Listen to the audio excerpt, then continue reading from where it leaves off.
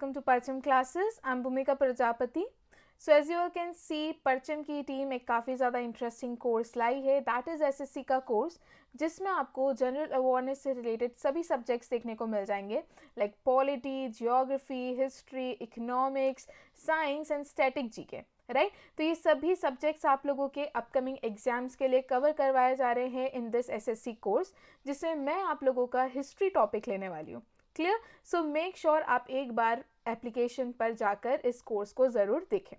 इसके अलावा आज के लेक्चर में आप लोगों को मिलने वाला है एक डिस्काउंट कोड, ठीक है, जो लेक्चर में कहीं पर भी बीच में आपको मिलेगा। सो मेक श्योर लेक्चर को एंड तक देखें ताकि आप लोग उस डिस्काउंट कोड को अवेल कर सकें। Okay, so without wasting any time आज का लेक्चर हम लोग स्टार्ट करते हैं।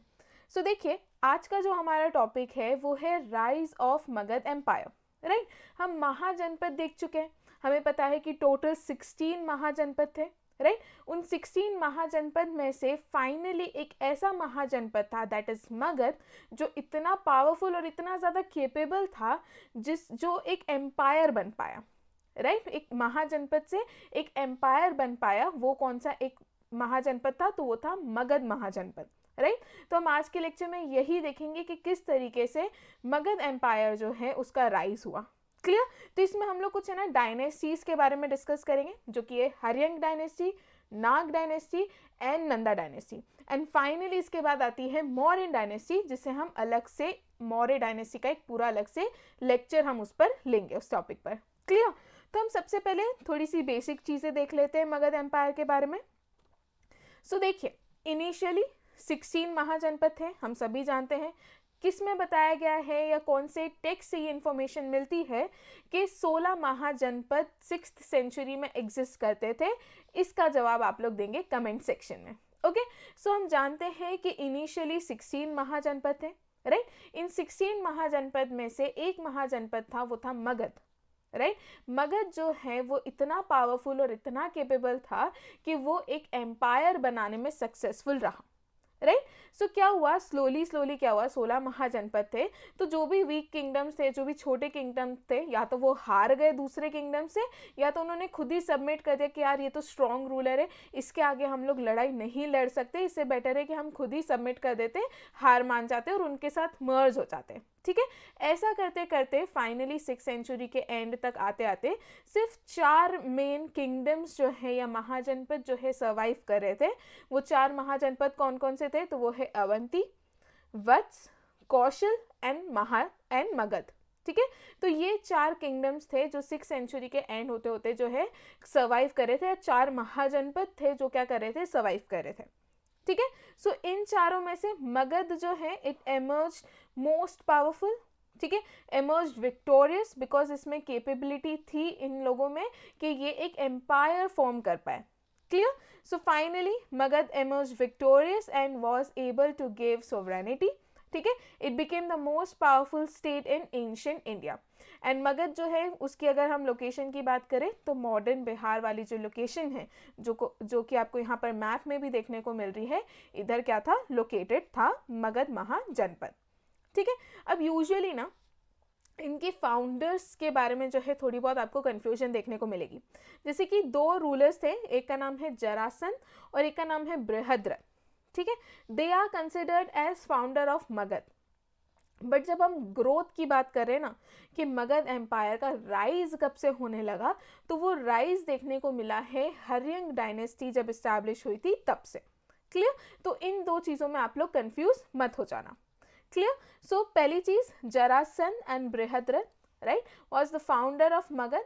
बट जो ग्रोथ है मगध एम्पायर की, it started under the Haryanka dynasty. ठीक है, जो मगध एम्पायर को एक अलग लेवल पे लेके गए थे और बहुत ज़्यादा उसका एक्सपेंशन जो है इनके टाइम पर हुआ था, राइट। सो यहाँ पे ना 2 चीज़ें याद रखना। पहली चीज़, मगध महाजनपद जो है उसमें ग्रोथ होने लगी। ठीक है, वो किसके टाइम पर हुई? तो वो हर्यंक के टाइम पर हुई है, हर्यंक डायनेस्टी के टाइम पर। इसके बाद ये जो मगध एम्पायर है इसका एक्सपेंशन होने लगा। ठीक है, पहले महाजनपद था, अब जैसे जैसे एक्सपेंशन होने लगेगा ये एक एम्पायर बनने लगेगा। ठीक है, तो एक्सपेंशन किसके टाइम पर हुआ है? तो ये एक्सपेंशन हुआ है Shishunaga dynasty and Nanda dynasty के टाइम पर। ठीक है, उसके बाद मगध एम्पायर जेनिथ पर पहुंच गया, पीक पर पहुंच गया किसके टाइम पर? मौर्य डायनेस्टी के टाइम पर। तो क्या याद रखना है आपको, मगध पहले महाजनपद था, ठीक है, उसका स्लोली ग्रोथ होना शुरू हुआ हर्यंक डायनेस्टी के टाइम पर। इसके बाद एक्सपेंशन होना शुरू हुआ शिशुनाग और नंदा डायनेस्टी पर, ठीक है। उसके बाद पूरा एम्पायर जो है वो पीक पर पहुंच गया, जेनिथ पर पहुंच गया मौर्यंस के टाइम पर, ठीक है। तो इतनी चीज़ें आप लोग याद रखना।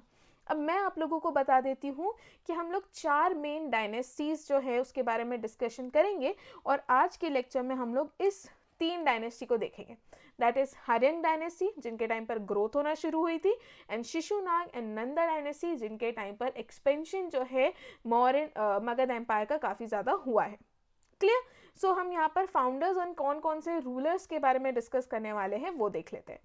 सो हर्यंक डायनेस्टी जिसके फाउंडर बिंबिसार हैं, ठीक है।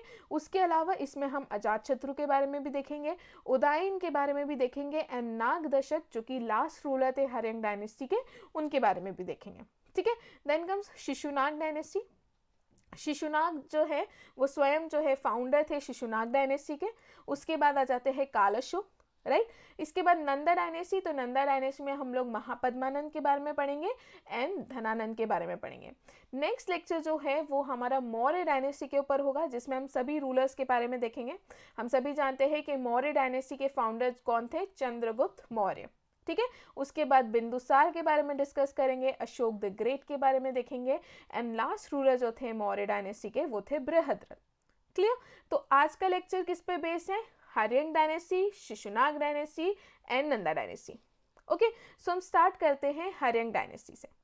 तो देखिए सबसे इम्पॉर्टेंट और सबसे पावरफुल डायनेस्टी मगध में थी तो वो थी हर्यंक डायनेस्टी, ठीक है। सबसे फर्स्ट भी थी और सबसे ज़्यादा इम्पॉर्टेंट भी थी एंड काफ़ी ज़्यादा पावरफुल भी थे। क्लियर? सो इन्होंने मगध एम्पायर जो है, they founded Magadha empire in 600 BC, ठीक है। और कैपिटल क्या रखी इन्होंने, तो वो रखी उन्होंने राजगृह, जो कि प्रेजेंट डे पटना की जो लोकेशन है आपको वहां देखने को मिलेगी। Clear? So Magadha empire founded in 600 BC, founded by Bimbisara, ठीक है। और कैपिटल क्या बनाई इन लोगों ने, राजगृह, ठीक है, जिसे गिरिवराज के नाम से भी जाना जाता है। और करेंट डे लोकेशन देखें तो पटना वाली साइड आपको ये देखने को मिलेगा। क्लियर? सो हम ये समझ गए Haryanka dynasty 600 BC, Bimbisara founder, capital Rajagriha, और करेंट डे लोकेशन पटना वाली साइड आपको देखने को मिलेगी। अब बिंबिसार की बात आ गई है बिकॉज हर्यंक डायनेस्टी की फाउंडर है और इन्हीं के टाइम से मगध की में आपको ग्रोथ देखने को मिलेगी, तो बिंबिसार तो इम्पॉर्टेंट हो ही जाते हैं। सो देखिए पहली चीज़ याद रखना कि ये गौतम बुद्ध के भी कंटेम्प्रेरी थे और महावीर स्वामी के भी कंटेम्प्रेरी थे, ठीक है। इसके अलावा देखिए बिकॉज इनके टाइम पर ऑब्वियसली इन्होंने अलग अलग पॉलिसीज यूज़ करी होगी, बिकॉज इनको तो ग्रोथ करना था, ठीक है, इनको एक्सपेंशन करना था। ये चाहते थे कि मगध जो है एक लेवल पे, एक नेक्स्ट लेवल पर पहुंचे। तो ना 3 इंपॉर्टेंट पॉलिसीज जो है इन्होंने यूज़ करी थी अपनी टेरिटरी को एक्सपेंड करने के लिए, ठीक है। जिसमें से एक जो सबसे इंपॉर्टेंट पॉलिसी थी वो थी इनकी मैट्रिमोनियल अलायंस वाली पॉलिसी, ठीक है, कि आप दूसरी टेरिटरी की क्वीन से शादी कर लो या प्रिंसेस से शादी कर लो और अपनी टेरिटरी को क्या कर लो, एक्सपेंड कर लो। क्लियर? तो इन्होंने मैट्रिमोनियल अलायंसेस के थ्रू भी क्या करा है, टेरिटरी का एक्सपेंशन करा है, जिसमें से 3 मेन इनकी शादी जो है आप लोगों को याद रखनी है। पहली इन्होंने महाकौशल देवी से शादी करी थी, जो कि कौशल की क्या थी, प्रिंसेस थी, और प्रसेनजीत की क्या थी, सिस्टर थी। तो पहली शादी इन्होंने किससे करी है, महाकौशल देवी से, जो कि कौशल जो महाजनपद था उनकी क्या थी, प्रिंसेस थी, और प्रसेनजीत जो कि वहां पे रूल करे थे उनकी सिस्टर थी, ठीक है। तो पहली शादी किससे हो गई है, महाकौशल देवी से। इसके बाद इन्होंने लिच्छावी की जो प्रिंसेस है जिनका नाम है छेलना, उससे शादी करी है, ठीक है। तो दूसरी शादी किससे हो गई है, लिच्छावी प्रिंसेस छेलना से। तीसरी शादी इन्होंने करी थी खेमा से, राइट, जो कि मादर क्लैन जो है उनकी प्रिंसेस थी, ठीक है, जो कि पंजाब वाले रीजन में क्लैन था उसकी प्रिंसेस थी।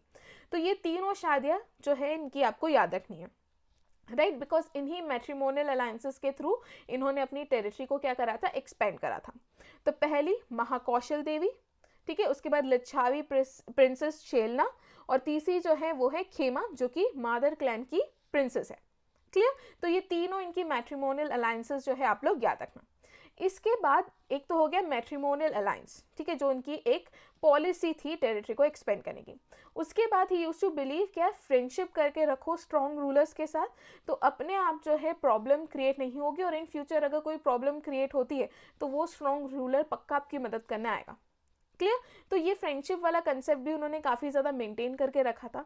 जैसे कि उन्होंने उनका एक रॉयल फिजिशियन है जिनका नाम है जीवक, राइट, उन्हें भेजा था उन्होंने अवंती के राजा जिनका नाम है चंद्र प्रद्योत उनके पास, ठीक है, बिकॉज उनको जॉन्डिस हो रहा था, तो उन्होंने क्या करा, फ्रेंडशिप का कि हाँ हम फ्रेंड्स हैं, तो उन्होंने अपना खुद का एक रॉयल फिजिशियन जिसका नाम था जीवक उसको भेज दिया था चंद्र प्रद्योत के पास, ठीक है, जो कि जॉन्डिस से सफ़र कर रहे थे। क्लियर? तो यहाँ से भी बहुत बार क्वेश्चन बना है कि बिंबिसार के रॉयल फिजिशियन का क्या नाम है, या बिंबिसार ने किसे, राइट, चंद्र प्रद्योत के पास भेजा था, तो वो है जीवक। क्लियर? तो ये वाला दूसरा पॉइंट भी आप लोग याद रखना। उसके बाद ही used to believe in conquest of weak neighbours, कि आपके आजू बाजू जो नेबरिंग टेरिटरीज हैं अगर वो वीक है तो उसे कॉन्क्वेस्ट कर लो, जैसे उन्होंने अंग जो है उसको कॉन्कर करा था, ठीक है। अंग की कैपिटल क्या बताई थी मैंने, अंग चंपा, तो क्या हो जाएगी, चंपा से आप लोग याद रखना है चंपा, ठीक है। सो अंग की कैपिटल क्या है, चंपा। चंपा क्यों इंपॉर्टेंट था, बिकॉज ये काफ़ी ज़्यादा एक इंपॉर्टेंट ट्रेडिंग सेंटर था।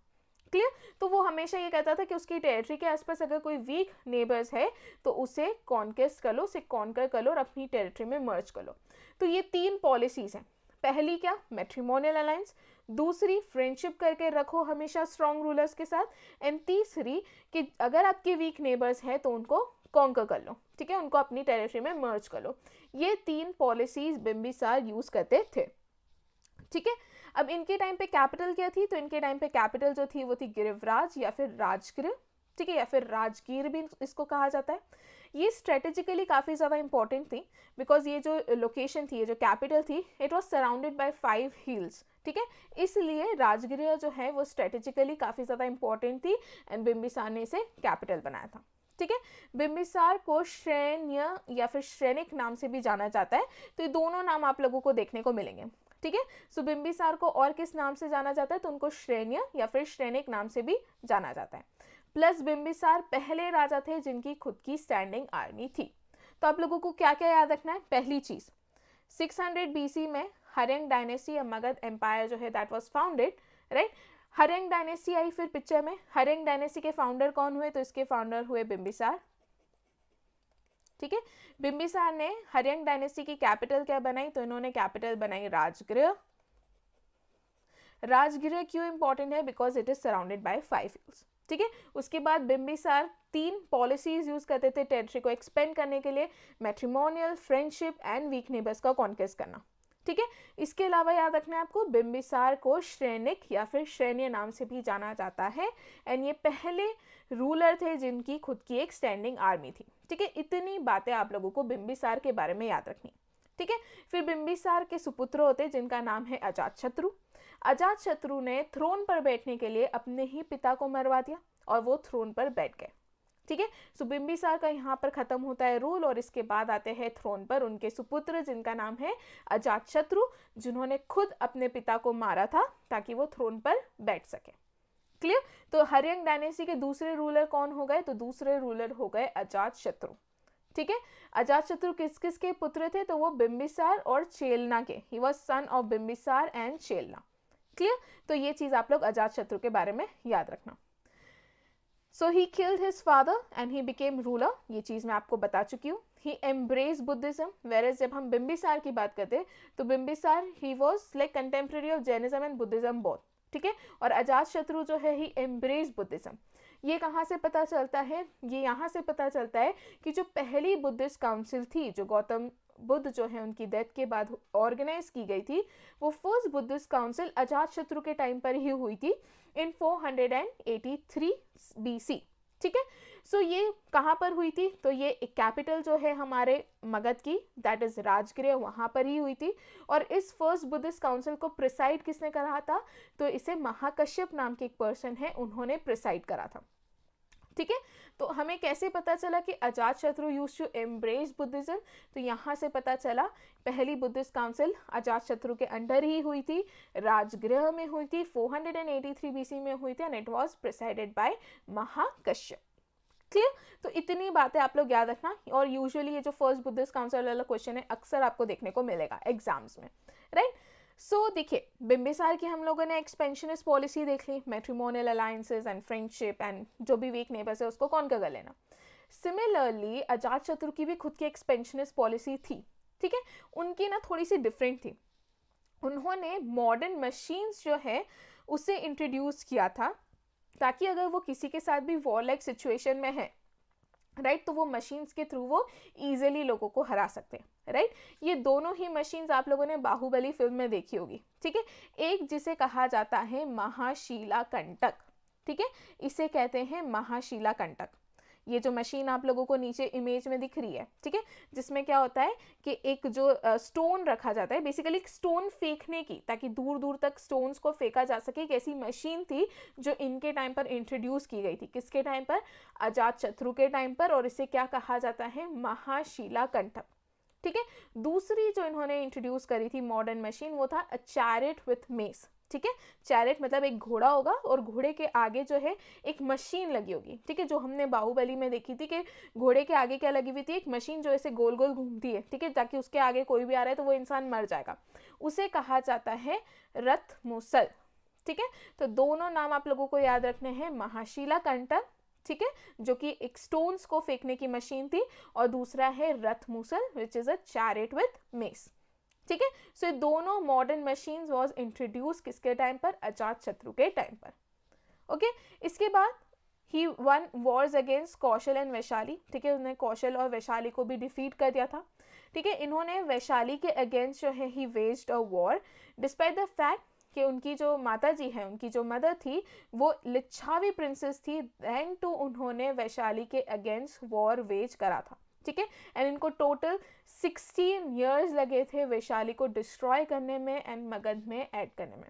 तो ये क्वेश्चन भी बनता है कि वैशाली को मगध एम्पायर में किसने मर्ज करा था? तो उसे मर्ज करा था अजातशत्रु ने, ठीक है? सो आपको क्या क्या याद रखना है अजातशत्रु के बारे में? पहली चीज सबसे इंपॉर्टेंट, इन्होंने अपने ही पिता को मारा था ताकि वो रूलर बन सके, सबसे इंपॉर्टेंट चीज, ठीक है? इसके बाद ही एम्ब्रेस बुद्धिज्म। पहली बुद्धिस्ट काउंसिल अजातशत्रु के टाइम पर हुई थी 483 बीसी में, राजगृह में हुई थी, and it was presided by Mahakashyapa, clear? इसके अलावा दो इंपॉर्टेंट मॉडर्न मशीन्स अजातशत्रु के टाइम पर इंट्रोड्यूस की गई थी, दैट इज महाशिला कंटक एंड रथ मूसल, राइट? और वैशाली को मर्ज करा था मगध में किसने? अजातशत्रु ने। इतनी चीजें अजातशत्रु के बारे में याद रखना।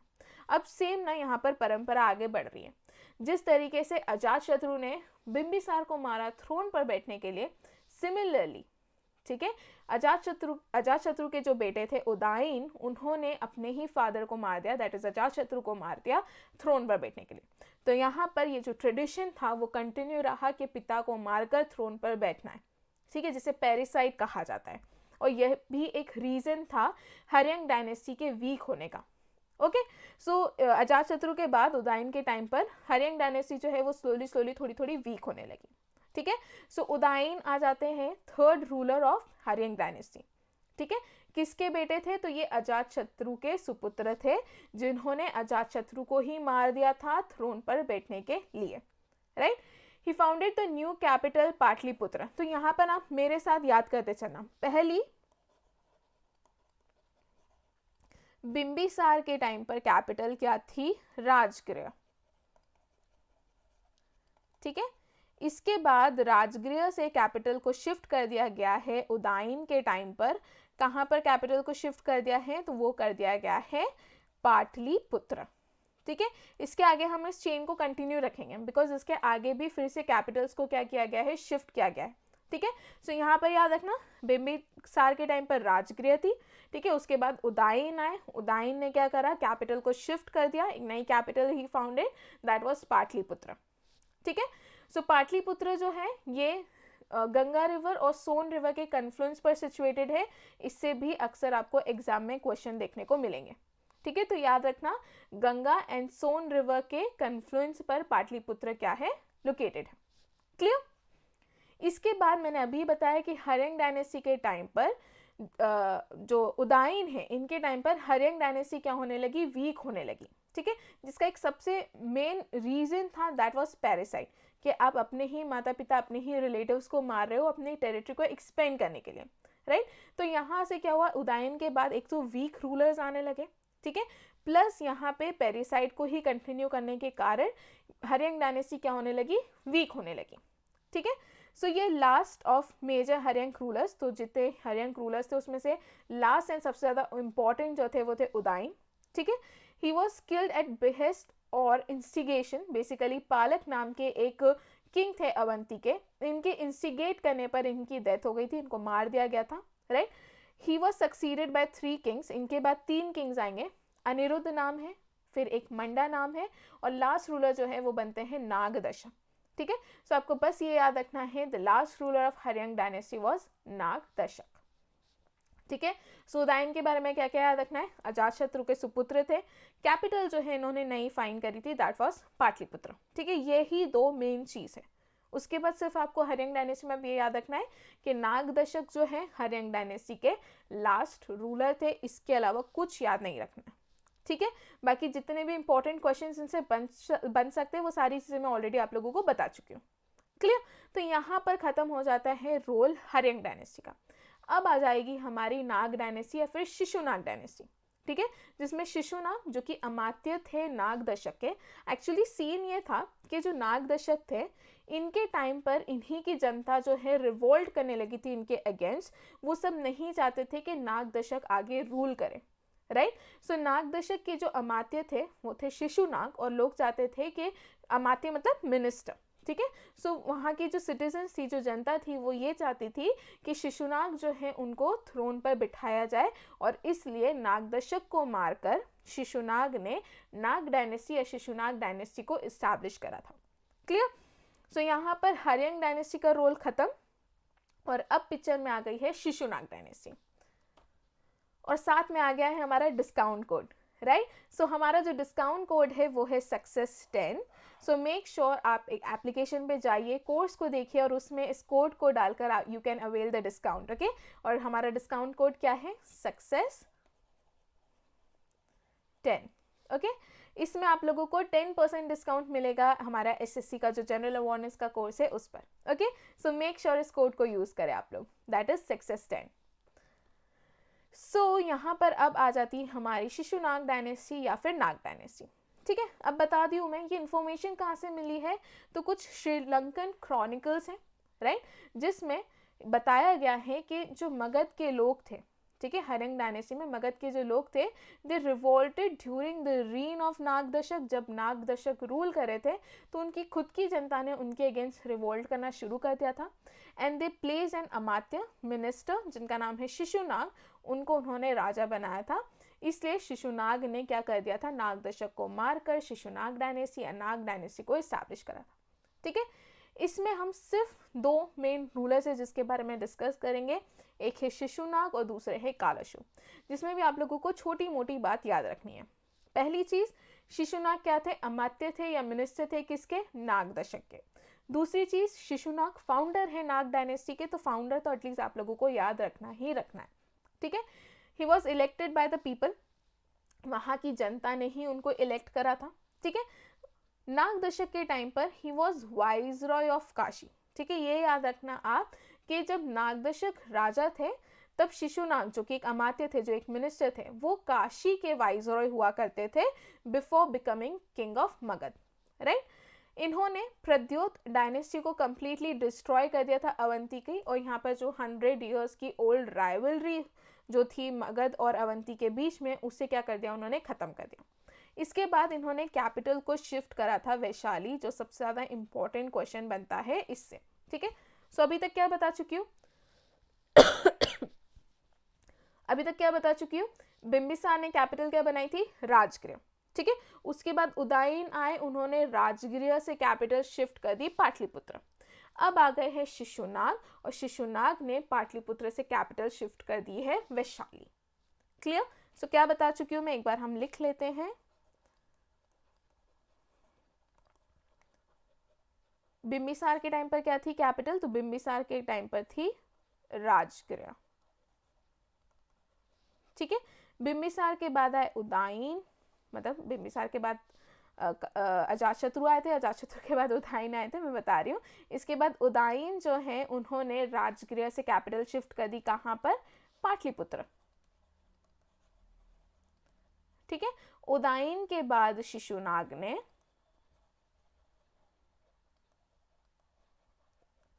पाटलिपुत्र से कैपिटल को शिफ्ट कर दिया है वैशाली, ठीक है।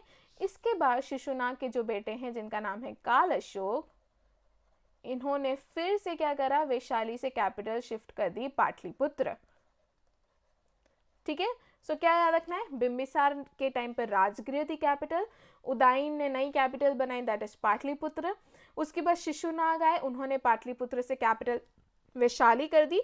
उसके बाद काल अशोक आए, उन्होंने फिर से वैशाली से कैपिटल क्या कर दिया है, पाटलिपुत्र कर दिया है, ठीक है। इतनी ये जो है ना, ये सारे कैपिटल वाले क्वेश्चंस अक्सर बनते हैं और कंफ्यूजिंग होते हैं, तो आप लोग इनको याद रखिएगा। सो हम शिशुनाग के बारे में समझ गए, फाउंडर ऑफ नाग डायनेस्टी, अमात्य थे नाग दशक के, ठीक है। कहाँ के अमात्य थे, तो काशी के वाइसरॉय थे, ठीक है। इन्होंने वैशाली को कैपिटल बना दिया था। एंड इतनी चीज़ आप लोग शिशुनाग के बारे में याद रखना, ठीक है। इसके बाद आ जाते हैं काल अशोक। काल अशोक के बारे में सबसे सबसे सबसे ज़्यादा इंपॉर्टेंट जो चीज़ है वो ये है कि सेकेंड बुद्धिस्ट काउंसिल जो है काल अशोक के टाइम पर हुई थी। अब आप लोग मुझे बताएंगे, ये तो हमें समझ में आ गया कि सेकेंड बुद्धिस्ट काउंसिल जो है वो काल अशोक के टाइम पर हुई थी और वैशाली में हुई थी। Who presided this council, right, ये आप लोग मुझे बताएंगे कमेंट सेक्शन में, ओके। जिस तरीके से फर्स्ट जो बुद्धिस्ट काउंसिल थी उसको प्रिसाइड करने वाले महाकश्यप थे, ठीक है। सिमिलरली सेकेंड बुद्धिस्ट काउंसिल को किसने प्रिसाइड करा था, ये बताएंगे आप लोग मुझे कमेंट सेक्शन। तो ये हमारा हो गया आज का क्वेश्चन नंबर 2, ओके। सो यहाँ पर हम समझ गए सेकेंड बुद्धिस्ट काउंसिल काल अशोक के टाइम पर हुई थी। दूसरी इंपॉर्टेंट चीज काल अशोक की याद रखना कि इन्होंने कैपिटल को फिर से वैशाली से शिफ्ट करके पाटलिपुत्र कर दिया था, राइट। काल अशोक को महापद्मानंद ने मारकर उन्होंने नंद डायनेस्टी जो है उसकी स्थापना करी थी, ठीक है। So Kala Ashoka was killed by Mahapadmananda and he was founder of Nanda dynasty. So यहाँ पर हम 2 डायनेस्टीज ऑलरेडी डिस्कस कर चुके हैं, एक है हर्यंग डायनेस्टी, फिर शिशुनाग डायनेस्टी, और अब फाइनली हम आ चुके हैं नंदा डायनेस्टी के ऊपर। इसमें हम सिर्फ 2 रूलर्स के बारे में पढ़ेंगे, एक है महापद्मानंद और दूसरा है धनानंद, ठीक है। सो देखिए, महापद्मानंद या नंदा डायनेस्टी इसलिए इंपॉर्टेंट हो जाती है बिकॉज ये पहली नॉन क्षत्रिय डायनेस्टी थी मगध एम्पायर की, क्लियर। सो ये सबसे पहला ही क्वेश्चन आ जाता है, the first non Kshatriya dynasty was Nanda dynasty, जो कि 345 बीसी से लेकर 321 बीसी तक लास्ट करी थी। पहले रूलर जो थे नंदा डायनेस्टी के वो थे Mahapadmananda, who usurped the throne of काल अशोक, जिन्होंने काल अशोक को मारकर नंदा डायनेस्टी की स्थापना करी थी, ठीक है। सो अब हम देख लेते हैं महापद्मानंद से रिलेटेड जितने भी इंपॉर्टेंट चीज़ है वो सभी, ठीक है। देखिए, सबसे पहली चीज़ ना, इनको बहुत सारे टाइटल्स दिए गए थे, राइट। वो टाइटल्स से अक्सर क्वेश्चन पूछे जाते हैं, तो आप याद रख लेना 3 मेन टाइटल्स हैं। एक तो इनको सर्वशत्रांक कहा जाता है, ठीक है, मतलब जिन्होंने सभी क्षत्रियों को, सर्वशत्रांक मतलब जिन्होंने सभी क्षत्रिय जो है उन सभी को क्या कर दिया था, डिस्ट्रॉय कर दिया था, ठीक है, इसलिए इनको क्या कहा जाता था, सर्वशत्रांक। उसके बाद इन्हें उग्रसेन कहा जाता है, ठीक है। उग्र मतलब बहुत बड़ा, सेन मतलब सेना, मतलब इनके पास एक बहुत बड़ी आर्मी थी, इसलिए इन्हें उग्रसेन भी कहा जाता था। इसके अलावा इनको एक राट भी कहा जाता है, मतलब जिन्होंने जितने भी रूलिंग प्रिंसेस थे सभी को मारकर उन्होंने अपने एक एम्पायर इस्टेब्लिश करा था, ठीक है। सो ये तीनों टाइटल आप लोग इनके बारे में याद रखना, ठीक है, सर्वशत्रांक, एक राट एंड उग्रसेन, क्लियर। ये तीनों ही टाइटल किसको दिए गए थे, महापद्मानंद को। अब देखिए, इन्हें फर्स्ट हिस्टोरिकल एम्परर भी कहा जाता है भारत का, राइट। तो यहाँ पर ना 2 चीज़ें होती है, आप कंफ्यूज मत होना। फर्स्ट एम्परर ऑफ इंडिया ना चंद्रगुप्त मौर्य को कहा जाता है, ठीक है, but first historical emperor of India ये कहा जाता है महापद्मानंद को। तो ये दोनों थोड़ी सी कंफ्यूजिंग चीज़ें हैं, इसलिए मैंने एक साथ ही दोनों चीज़ों को ऐड कर दिया है ताकि आप लोग कंफ्यूज ना हो, right. So first historical emperor of India is Mahapadmananda and first emperor of India is Chandragupta Maurya, okay. So इन्होंने काल अशोक को मारा था ताकि ये राजा बन सके। He murdered Kalashoka to become the king. ठीक है। इनके ओरिजिन की बात आती है ना, तो इनका ओरिजिन क्लियर नहीं है, अलग अलग जगह अलग अलग इन्फॉर्मेशन दी गई है। जैसे कि पुराण में कहा गया है, he was the son of the last Shishunaga king from a Shudra women, ठीक है। तो जो लास्ट शिशुनाग किंग थे वो और एक शूद्र वुमेन जो है उनके सुपुत्र थे, कौन, महापद्मानंद। ये किस में कहा गया है, पुराण में कहा गया है। फिर कुछ जैन टेक्स्ट और कुछ ग्रीक राइटर जैसे कि कर्टियस ने ये कहा है that he was son of a barber and a courtesan, ठीक है। सो इनके ना ओरिजिन की बातें अलग अलग जगह अलग अलग कही गई है, जैसे कि पुराण में अलग कहा गया है, Jain text and Greek text जो है अलग अलग कहते हैं। सो इससे रिलेटेड कुछ क्लैरिटी नहीं है, ठीक है। इसके अलावा इन्होंने 28 ईयर्स रूल करा था, ये याद रखना। एंड इनके तीनों इंपॉर्टेंट टाइटल्स मैं बता चुकी हूँ, क्या, सर्वक्षत्रांग, दैट इज जिन्होंने सभी क्षत्रियों को, डिस्ट्रॉयर ऑफ ऑल क्षत्रियस, ठीक है। Ekarat who is sole sovereign, right, who destroyed all other ruling princes. And Ugrasena जिसके पास बहुत बड़ी आर्मी है, one who had huge army, ठीक है। तीनों टाइटल्स जो हैं आप लोग इनके याद रखना, ओके। इसके बाद he conquered many kingdoms, obviously इनके टाइम पर काफ़ी ज़्यादा एक्सपेंशन हुआ था मगध एम्पायर का। प्लस उग्रसेन कहा गया है पाली टेक्स्ट में, ये बता ही चुकी हूँ बिकॉज इनके पास काफ़ी बड़ी आर्मी थी, ठीक है। इनके पास 2 लाख इन्फेंट्री थी, 60,000 कैवलरी थी, 6,000 वॉर एलिफेंट्स थे, ठीक है। इतनी बड़ी आर्मी को मेंटेन भी काफ़ी अच्छी तरीके से किया गया था और एक काफ़ी ज़्यादा इफेक्टिव टैक्सेशन सिस्टम भी उस समय एग्जिस्ट करता था। एंड देयरफॉर, ठीक है, इतनी बड़ी आर्मी को मेंटेन करने के लिए, रखने के लिए ही इनको क्या कहा गया है, उग्रसेन, ओके। सो ये हो गया आपके महापद्मानंद के बारे में, ठीक है। महापद्मानंद से इतनी चीज़ें आप लोगों को एटलीस्ट याद रखनी है, ओके। अब आ जाते हैं धनानंद के बारे में, ठीक है। धनानंद से अक्सर जो क्वेश्चन पूछा जाता है वो होता है एलेक्जेंडर का, ठीक है।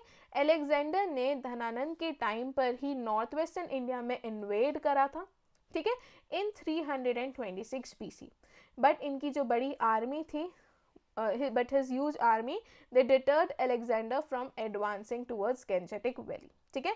So Alexander ने कब इन्वेट करा था, 326 BC, and who was ruling Magadh में, तो it was धनानंद, ठीक है। सो धनानंद कौन थे, लास्ट रूलर है नंदा डायनेस्टी के। इसके अलावा इनके नाम से अक्सर क्वेश्चन पूछे गए, ठीक है। एग्रमीज एंड जेंड्रमीज, ग्रीक टेक्स्ट में क्या होता था, इन लोगों को अलग अलग नाम से, ठीक है, जो राइटर्स को इजीली लगता था ना कि धनानंद उनके लिए थोड़ा डिफिकल्ट हो जाता था, तो ये लोग क्या करते थे, अपने अकॉर्डिंग कुछ नाम इन लोगों को दे दिया करते थे। तो धनानंद को जो नाम दिया गया था, या धनानंद को ग्रीक टेक्स्ट में क्या कहा गया है, तो उनको एग्रमीज एंड जेंड्रमीज कहा गया है, ठीक है। किसको कहा गया है, धनानंद को क्या कहा गया है, एग्रमीज और जेंड्रमीज, किसमें, ग्रीक टेक्स्ट में, क्लियर। तो ये धनानंद के बारे में एक इंपॉर्टेंट पॉइंट है जो आप याद रखना। तो पहला इंपॉर्टेंट पॉइंट है एलेक्जेंडर इन्वेजन इनके टाइम पर हुआ था 326 BC में। दूसरा, ग्रीक टेक्स्ट में इनको जेंड्रमीज एंड एग्रमीज कहा गया है। उसके बाद he is credited with invention of Nandopakramani, ठीक है। नंदोपक्रमणी बेसिकली ये एक मेजरिंग स्टैंडर्ड है जो कि धनानंद ने इंट्रोड्यूस करा था और यहाँ से बहुत बार एग्जाम में क्वेश्चंस देखे गए हैं, राइट। सो नंदोपक्रमणी जो है was invention of which ruler, तो it was invention of Dhanananda, जो बेसिकली स्टैंडर्ड मेजरिंग यूनिट थी, ठीक है। इसके बाद ही बिकेम अनपॉपुलर। देखिए ये अनपॉपुलर इसलिए थे बिकॉज पहली चीज़ ये क्या थे, नॉन क्षत्रिय थे, राइट। तो इनकी पॉलिसी जो थी ना वो क्षत्रियों के अगेंस्ट, ये एंटी क्षत्रिय पॉलिसी लेकर आते थे, जिस कारण से इनके दुश्मन जो है काफ़ी ज़्यादा बढ़ गए थे और लोग जो है काफ़ी ज़्यादा उनको नापसंद कर रहे थे, ठीक है, जिस कारण से वो काफ़ी ज़्यादा अनपॉपुलर हो गए थे, राइट। और यहीं पे मौका मिला था, चंद्रगुप्त मौर्य जो है उन्होंने धनानंद को डिफीट करा। मौका किसको मिला है, कौटिल्य को मिला है, चाणक्य को मिला है, ठीक है, क्या करने का, कि धनानंद को थ्रोन पर से हटाने का। तो इसलिए चाणक्य ने जो है चंद्रगुप्त मौर्य को काफ़ी समय तक ट्रेन करा एंड फाइनली चंद्रगुप्त मौर्य ने धनानंद को डिफीट करके मौर्य एम्पायर जो है उसकी स्थापना करी थी, राइट। सो यहाँ पर याद रखना, धनानंद को ओवरथ्रो किसने करा था, तो इट वॉज चंद्रगुप्त मौर्य। किसकी मदद से, तो चाणक्य की मदद से, ठीक है, कौटिल्य की मदद से, who took advantage of public resentment because Chanakya को पता था, ठीक है, कि काफ़ी ज़्यादा अनपॉपुलर हो चुका है, अब भी वार करेंगे तो सक्सेस हमें मिलेगी ही मिलेगी, ठीक है। तो यहाँ पे चंद्रगुप्त मौर्य ने धनानंद को मारकर मौर्य एम्पायर को इस्टेब्लिश करा, ठीक है। सो यहाँ पर आ जाती है मौर्य डायनेस्टी। सो हम क्या क्या देख चुके हैं नंदा डायनेस्टी में, महापद्मानंद के बारे में देख लिए सारी इंपॉर्टेंट चीज़ें, एंड धनानंद के बारे में। और धनानंद के बारे में क्या क्या याद रखना है, Alexander invasion 326 BC, Greek text में इनको एग्रिमीज एंड जेंड्रोमीज कहा गया है, ठीक है। नंदोपक्रमणी नाम का जो एक इन्वेंशन है जो धनानंद ने करा था, it is a particular measuring standard, ठीक है। He was overthrown by Chandragupta Maurya along with Chanakya, और यहाँ पर खत्म होती है नंदा डायनेस्टी और पिक्चर में आती है मौर्य डायनेस्टी, ठीक है। मगध में आप पिक्चर में कौन आ चुका है, मौर्य डायनेस्टी। सो ये हो गया हमारी तीनों डायनेस्टीज और उनसे रिलेटेड इंपॉर्टेंट सभी फैक्ट्स जो आपके एग्जाम में बन सकते हैं। सो आई होप यहाँ तक आप लोगों को कोई भी डाउट नहीं होगा, राइट। अब हम ये देख लेते हैं यार मगध एम्पायर का राइज हुआ था, ठीक है, रीजन क्या था। देखिए खुद से ही सोचने की कोशिश कीजिए, ज्योग्राफिकल लोकेशन जो थी मगध की वो काफ़ी ज़्यादा अच्छी थी, ठीक है। फिर हम अगर राजगीर की बात करें जो इनकी पहली कैपिटल थी, ठीक है, राजगीर क्यों इंपॉर्टेंट थी, because it was surrounded by 5 hills, तो वो ऑटोमेटिकली या स्ट्रेटेजिकली इंपॉर्टेंट हो गई थी। इसके बाद पाटलिपुत्र की बात करें, पाटलिपुत्र क्यों इंपॉर्टेंट था, because it was situated on confluence of 2 important rivers, that is Ganga and Son, right. तो ये कुछ रीजंस थे जो मगध को क्या बना रहे थे, इंपॉर्टेंट बना रहे थे, उनकी लोकेशन को इंपॉर्टेंट बना रहे थे स्ट्रेटेजिकली, ठीक है। तो ये क्या हो गया, पहला रीजन हो गया मगध के राइज होने का। दूसरा, यहाँ पर नेचुरल रिसोर्सेज का अबेंडेंस जो है काफ़ी ज़्यादा देखने को मिला है, specially iron, right, which made them to equip with effective weapon. Now due to agricultural produce, ठीक है, बिकॉज रीजन जो है वो काफ़ी ज़्यादा फर्टाइल गेंजेटिक प्लेन पर सिचुएटेड था, हम सभी जानते हैं। यहाँ पर एग्रीकल्चरल प्रोड्यूस काफ़ी ज़्यादा अच्छा रहता था, तो इकोनॉमी काफ़ी ज़्यादा मेंटेन रहती थी, ठीक है। Rise of town, metallic money जो है उसका यूज़ काफ़ी ज़्यादा हो रहा था, जिस कारण से ट्रेड एंड कॉमर्स को बूस्ट देखने को मिल रहा था, ठीक है। Unorthodox character of Magadha society. इसके बाद मगध जो है was one of the 16 Mahajanapada in ancient India, रफली corresponds to modern district of Bihar and West Bengal, ये बताया कि कहाँ लोकेटेड था। अब हम ये समझ गए ये सब रीजन थे मगध के राइज होने के, और यहीं पर ख़त्म होता है हमारा आज का लेक्चर, और यहीं पर आप लोगों के लिए आ जाता है हमारा प्रैक्टिस क्वेश्चन, ठीक है। सो मैं ऑलरेडी 2 क्वेश्चन आप लोगों से पूछ चुकी हूँ, ठीक है। आज का जो हमारा क्वेश्चन है वो ये है कि what was the other name of Bimbisara, ठीक है, बिम्बिसार को और किस नाम से जाना जाता था, सैनिक, एकराट, सर्वशत्रांग या फिर शालीमार, राइट। सो 3 आंसर्स आप लोगों को कमेंट सेक्शन में देने हैं, और इसके अलावा अगर आप लोगों को कोई भी डाउट है तो वो भी आप लोग मुझसे कमेंट सेक्शन में पूछ सकते हैं, ठीक है। सो यहीं पर हमारा आज का लेक्चर खत्म करते हैं हम लोग। Thank you so much.